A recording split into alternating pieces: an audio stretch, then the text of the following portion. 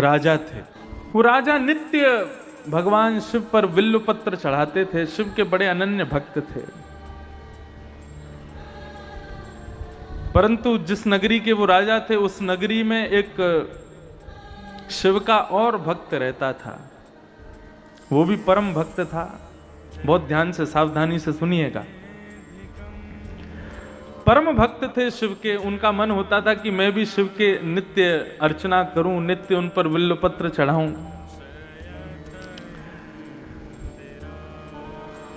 एक बार उन्होंने विचार किया कि बेलपत्र का सबसे सुंदर वन कहां है। तो किसी ने उनको बताया कि भैया बेलपत्र का सबसे सुंदर वन जो है वो राजा के बगीचे में है।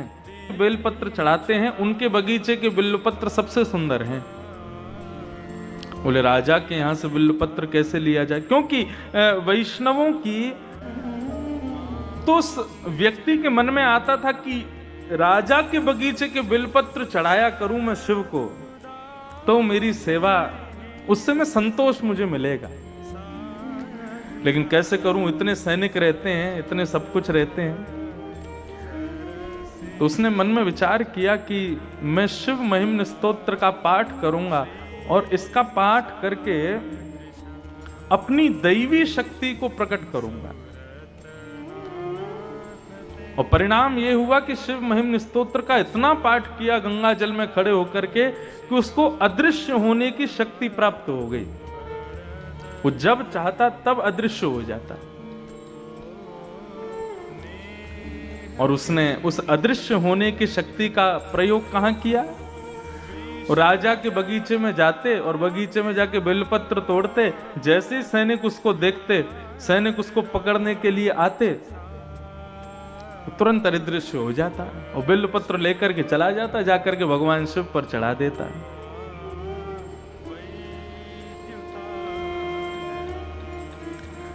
राजा को बड़ी चिंता हुई कि मैं इतने बेलपत्र अपने बगीचे में उगाता हूं शिव की आराधना के लिए, और ये व्यक्ति अपनी दैवी शक्ति से अदृश्य होकर के सारे पत्रों को ले जाता है, मुझसे पहले चढ़ा देता है। मेरा बगीचा, मेरी मेहनत और बिल्वपत्र चढ़ाता कोई और है। राजा ने ये चिंता जाकर के अपने गुरुदेव को बताई। तो इनके गुरुदेव ने आज्ञा की कि भैया देखो, ये जितनी भी दैवी शक्तियां होती हैं, इनका नाश कब होता है? कुसंग से नाश होता है, दूषित भोजन करने से नाश होता है, दूषित क्रियाएं करने से नाश होता है, और सबसे सहज नाश होता है ठाकुर जी के निर्माल्य पर यदि पैर पड़ जाए तो भी हमारी दैवी शक्तियां नष्ट हो जाती हैं। निर्माल्य मतलब ठाकुर जी के गले में चढ़ा हुआ पुष्प है, पत्र है, प्रसाद है, यदि उस पर आपका पैर लग गया तो पैर लगते ही आपकी दैवी शक्ति नष्ट हो जाएगी। तो शंकर जी के ऊपर चढ़े हुए बिल्व पत्रों को लेकर के राजा गए और जाकर के अपने पूरे बगीचे में फैला दिया।